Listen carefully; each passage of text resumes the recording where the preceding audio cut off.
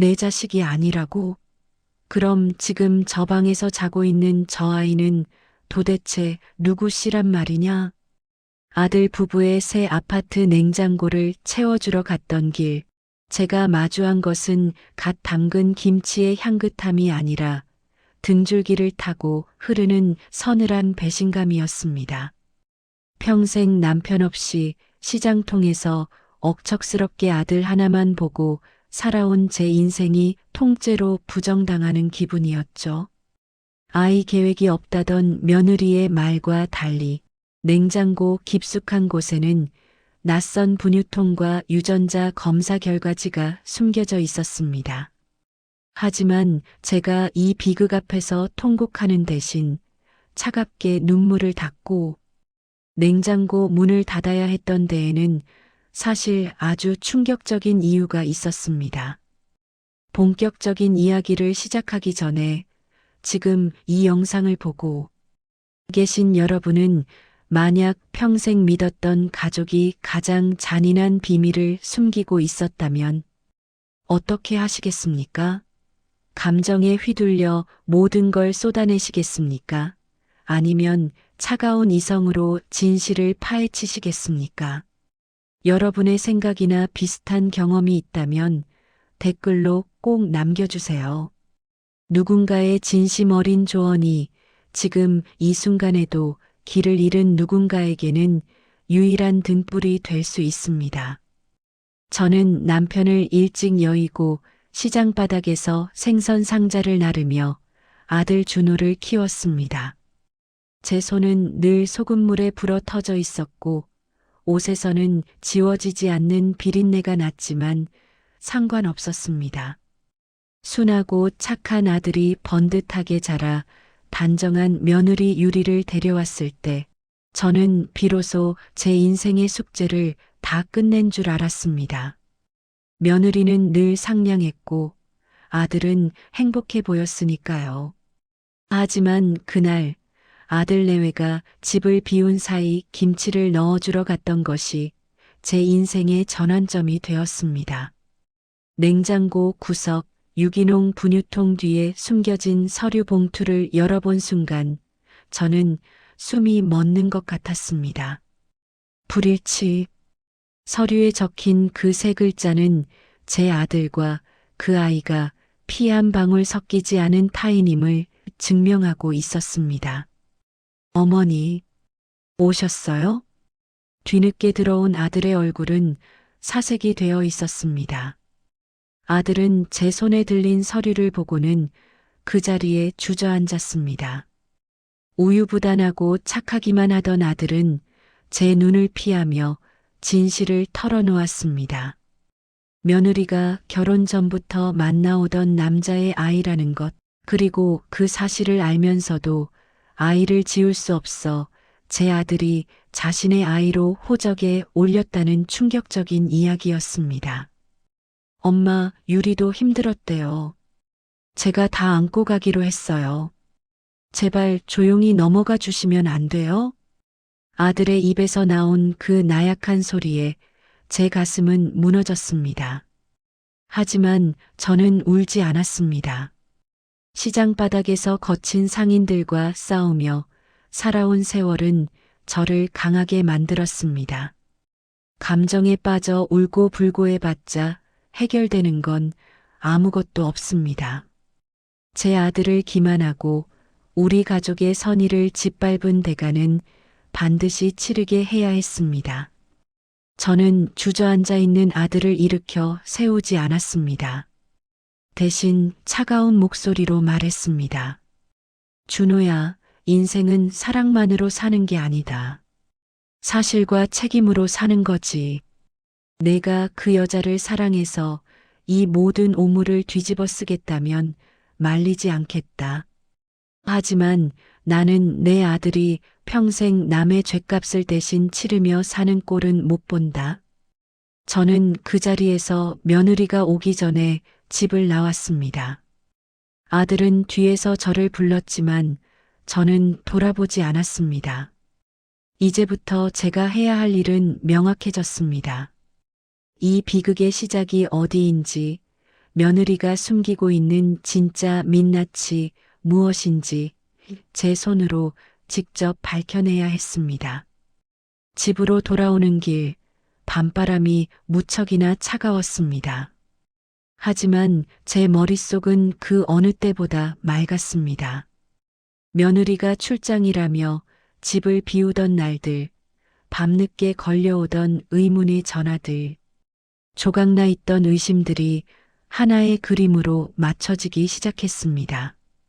며느리의 이중생활, 그 추악한 진실을 파헤치기 위해 저는 생선 칼을 쥐던 그 단단한 손으로 이제 복수의 기록을 써내려가기로 결심했습니다.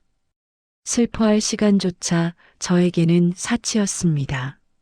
아들이 바보같이 남의 자식을 제 핏줄이라 믿으며 그 오물을 다 뒤집어 쓰겠다는데 어미인 제가 주저앉아 눈물이나 짜고 있을 순 없었으니까요. 시장 바닥에서 산전수전 다 겪으며 살아온 세월이 저에게 가르쳐 준 것은 딱 하나입니다. 사람은 거짓말을 해도 돈의 흐름과 발자취는 절대로 거짓말을 하지 않는다는 사실입니다. 저는 그날 밤부터 며느리의 화려한 포장지를 하나씩 벗겨내기 시작했습니다. 며느리가 거실에서 아이를 달래는 동안 저는 안방에 들어가 그녀의 가방과 서류들을 훔쳤습니다. 평소 검소한 척, 알뜰한 척하던 며느리의 카드 결제 내역은 기가 막힌 모순투성이었습니다. 매달 정기적으로 찍히는 백화점 고액 결제와 명품 주얼리 숍의 문자들, 아들의 월급으로는 도저히 감당할 수 없는 수준의 소비가 지방, 출장이라던 날짜들과 정확히 일치하며 기록되어 있었습니다. 며느리는 부산에 간다며 집을 나섰지만 카드는 인천과 서울의 최고급 호텔 인근 식당에서 긁히고 있었습니다. 그녀의 태블릿 PC에서 발견한 비공개 SNS 계정은 더욱 가관이었습니다. 아들과의 평범한 일상은 단 한 줄도 없었습니다. 대신 그곳엔 화려한 와인바, 고급 리조트, 그리고 누군가의 듬직한 어깨에 기대어 세상을 다 가진 듯 행복하게 웃고 있는 며느리의 사진들로 가득했습니다. 사진 속 남자의 얼굴은 교묘하게 가려져 있었지만 그가 찬 명품 시계와 독특한 차량 실내 장식은 그가 일반적인 직장인이 아님을 말해주고 있었습니다. 저는 직접 움직이기로 했습니다. 시장에서 생선을 나르던 낡은 트럭 대신 아는 지인에게 부탁해 눈에 띄지 않는 차를 빌려 며느리의 뒤를 쫓았습니다. 며칠 뒤 며느리는 또다시 중요한 미팅이 있다며 화려하게 차려입고 집을 나섰습니다. 그녀가 도착한 곳은 강남의 한 프라이빗한 일식당이었습니다. 차 안에서 숨을 죽이고 지켜보던 제 눈앞에 사진 속 그 남자가 나타났습니다.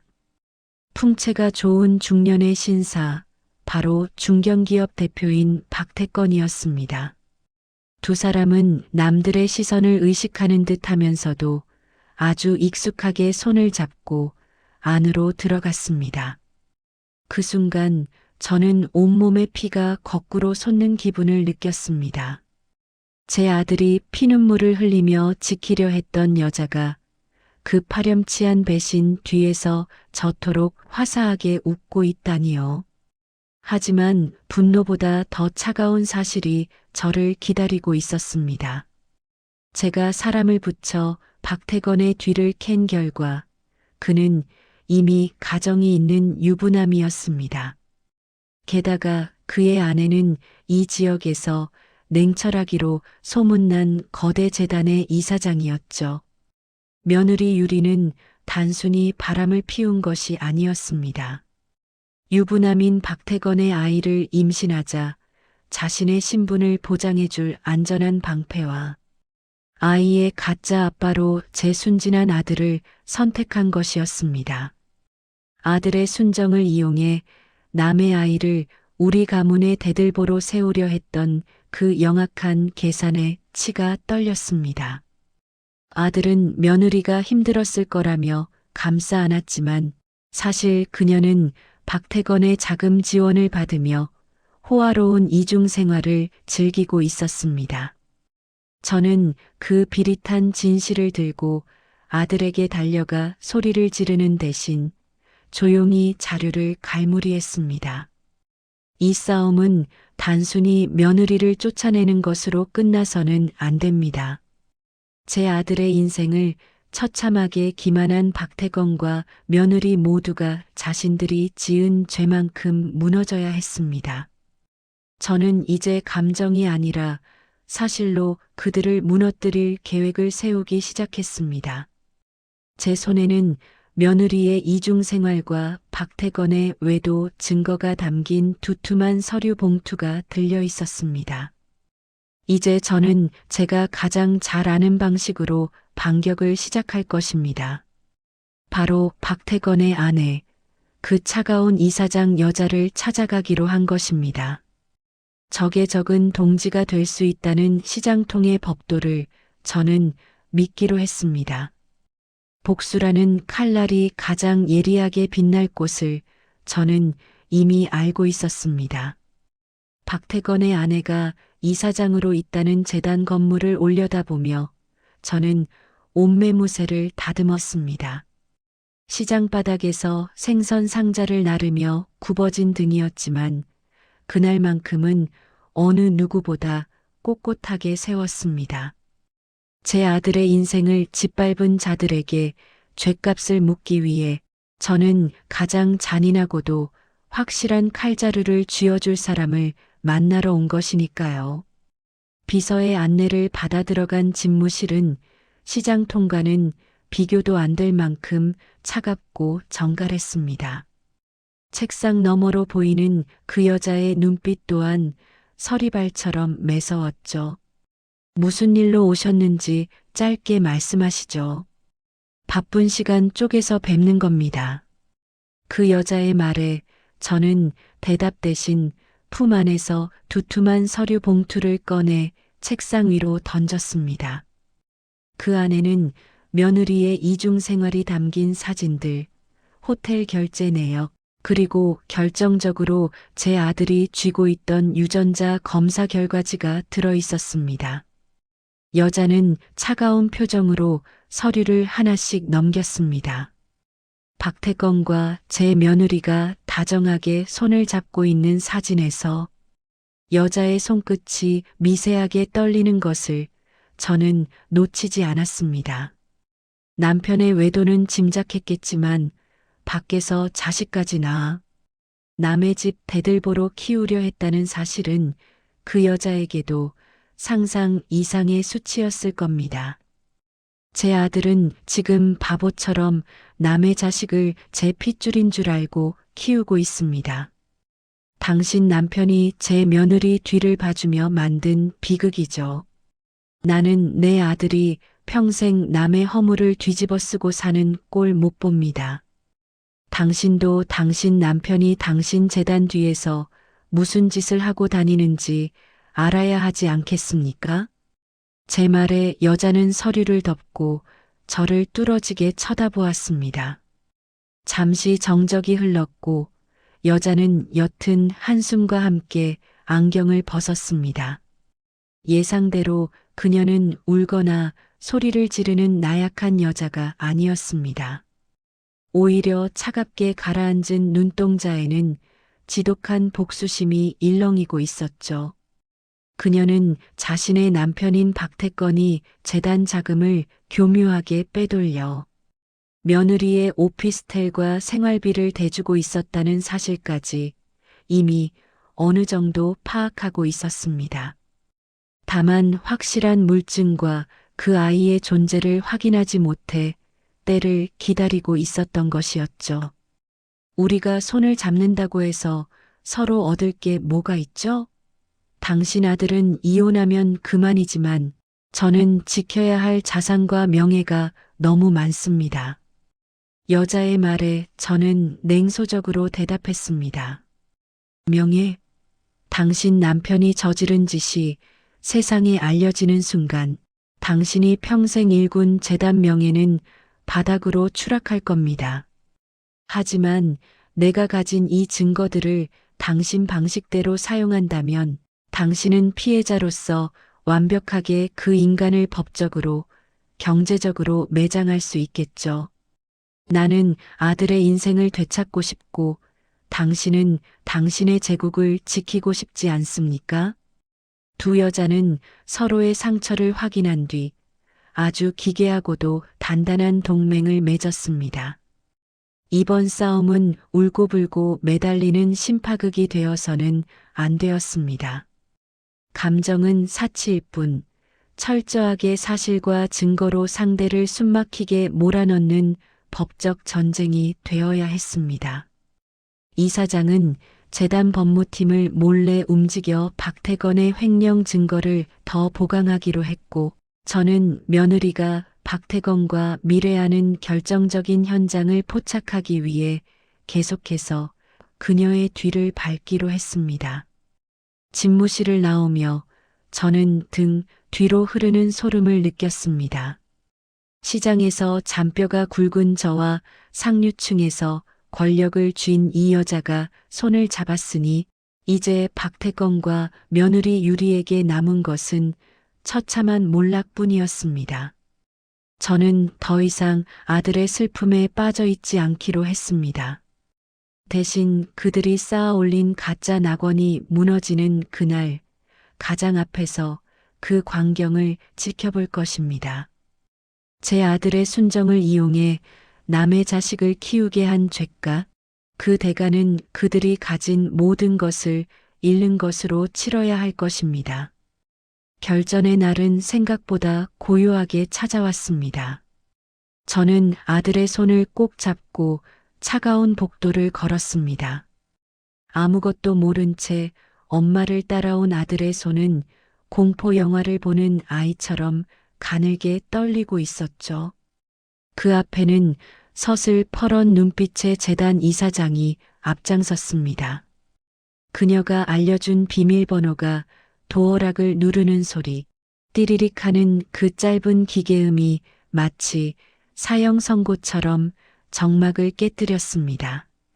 문이 열린 그곳은 제가 평생 시장 바닥에서 땀 흘려도 구경조차 못할 화려한 오피스텔이었습니다.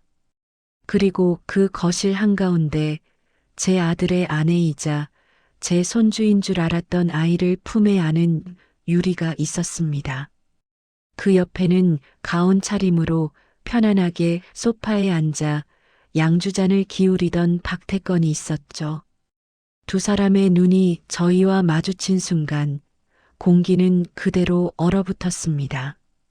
유리의 손에 들려있던 젖병이 바닥으로 떨어지며 둔탁한 소리를 냈습니다. 엄마, 이게 다 뭐야? 유리야, 너 왜 여기 있어?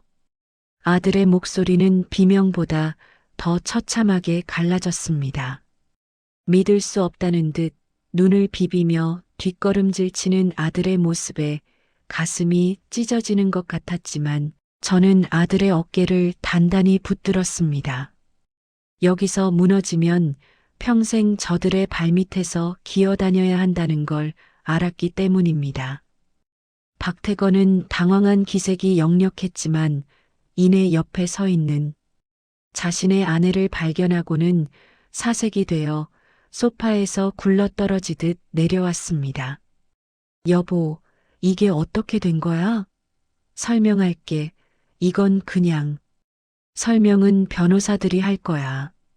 당신이 재단 돈 빼돌려서 이 여자 뒷바라지한 기록, 그리고 이 아이가 당신 핏줄이라는 유전자 검사 결과지까지 이미 법원에 접수됐어. 이 사장의 목소리는 칼날처럼 차갑고 정확했습니다. 그녀가 손짓하자 복도 대기하고 있던 정장 차림의 변호사들이 서류 뭉치를 들고 들이닥쳤습니다. 유리는 변명조차 하지 못한 채 입만 벙긋거렸습니다. 아들은 그 자리에 주저앉아 얼굴을 감싸 쥐고 오열했습니다. 사랑했던 아내, 목숨보다 소중했던 아이, 그 모든 것이 거대한 사기극이었다는 진실 앞에서 아들은 갈기갈기 찢겨나가고 있었습니다. 저는 무릎을 꿇고 울고 있는 아들 앞에 섰습니다. 그리고 아들의 젖은 얼굴을 들어 제 눈을 똑바로 보게 했습니다. 준호야, 똑똑히 봐라. 내가 지키려 했던 게 이런 오물이었다. 이제 그만 꿈에서 깨. 이 여자 그리고 저 괴물 같은 인간들이 너한테 한 짓 엄마가 다 갚아줄 거다. 저는 유리를 향해 시선을 돌렸습니다. 겁에 질린 그녀의 눈동자에는 더 이상 상냥한 며느리의 모습은 없었습니다. 그저 들통난 범죄자의 비루함 뿐이었죠. 이후의 과정은 정격전처럼 신속했습니다.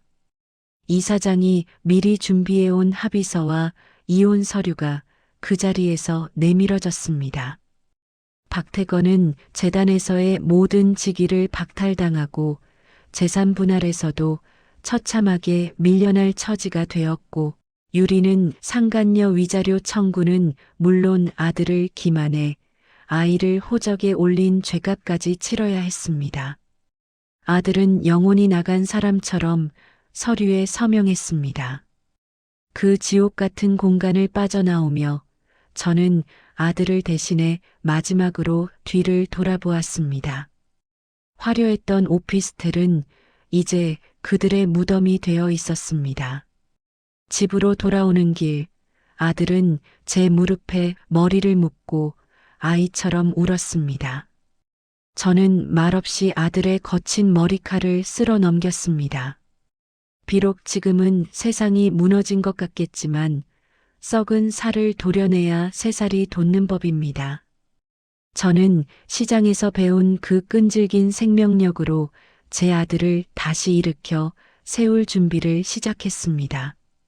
이제 우리 인생에서 저들의 이름은 영원히 지워질 것입니다. 폭풍이 휩쓸고 간 자리는 시리도록 고요했습니다. 한동안 아들은 끼니도 거른 채 어두운 방 안에만 갇혀 지냈습니다. 제 가슴은 시커멓게 타들어갔지만 저는 억지로 아들을 끌어내거나 위로의 말을 건네지 않았습니다. 대신 평소보다 더 이른 새벽에 시장에 나가 생선 상자를 날랐고 더 맵싸하게 김치를 담갔습니다. 어미가 꼿꼿하게 제자리를 지키고 서 있어야 무너진 자식도 기어 나올 구멍을 찾을 거라 믿었기 때문입니다. 그렇게 계절이 몇 번 바뀌고 아들은 어느 날 부스스한 얼굴로 방에서 나와 제 앞에 앉았습니다. 그러고는 숟가락을 들어 제가 끓인 투박한 된장찌개를 말없이 넘겼습니다. 아들의 눈에서 툭 떨어진 눈물이 밥그릇 속으로 스며드는 것을 보며 저는 비로소 긴 싸움이 끝났음을 직감했습니다. 아들은 더 이상 우유부단하게 휘둘리던 예전의 준호가 아니었습니다. 지옥 같은 진실을 통과하며 아들은 비로소 제 인생의 쓴맛을 정면으로 마주하는 법을 배운 것 같았습니다. 얼마 후 아들은 서울 생활을 정리하고 작은 인테리어 공방을 열었습니다. 워낙 손재주가 좋고 성품이 꼼꼼했던 터라 낡은 가구를 고치고 공간을 꾸미는 일에 매달리며 조금씩 생기를 되찾아갔습니다. 공방 안은 땀 냄새와 나무 향기로 가득 찼고 아들의 옷에는 화려한 정장 대신 톱밥과 먼지가 묻어 있었습니다. 하지만 그 모습이 제 눈에는 세상 그 어떤 명품을 걸친 것보다 훨씬 단단하고 멋져 보였습니다. 저는 아들의 공방 개업날 가장 먼저 커다란 김치 냉장고 하나를 들여놓았습니다. 그리고 그 안을 제가 직접 담근 김장 김치와 밑반찬들로 빈틈없이 채웠습니다. 예전 아들의 새 아파트 냉장고에서 낯선 분유통과 배신의 서류를 발견했을 때의 그 서늘했던 기억을 이제는 제 정성과 사랑으로 덮어버리고 싶었기 때문입니다. 아들은 새 냉장고 문을 열어보며 옅은 미소를 지었습니다. 그 속엔 더 이상 숨겨진 비밀도 남의 자식의 기록도 없었습니다. 오직 어미의 손맛과 정직한 땀방울만이 가득할 뿐이었죠. 박태건과 유리는 그날 이후 처참한 몰락의 길을 걸었다는 소식을 전해 들었습니다. 이사장은 약속대로 남편의 횡령 증거를 법정에 제출해 그를 사회적으로 매장했고 유리는 거액의 위자료와 소송 비용에 허덕이며 사방으로 쫓겨다니는 신세가 되었다고 하더군요. 하지만 저는 더 이상 그들의 소식에 귀를 기울이지 않습니다. 미움조차 에너지가 드는 법인데 제 아까운 인생을 그들에게 낭비하고 싶지 않았으니까요. 이제 저는 시장 일을 조금 줄이고 주말이면 아들의 공방에 들러 함께 시간을 보냅니다. 아들은 대패질하며 자신의 꿈을 깎아내고 저는 그 곁에서 갓 지은 밥을 차려냅니다. 이제 우리는 서로에게 아무것도 숨기지 않습니다. 아픔도 슬픔도 그리고 앞으로의 계획도 그저 따뜻한 숭늉처럼 가감없이 나누며 살아갑니다.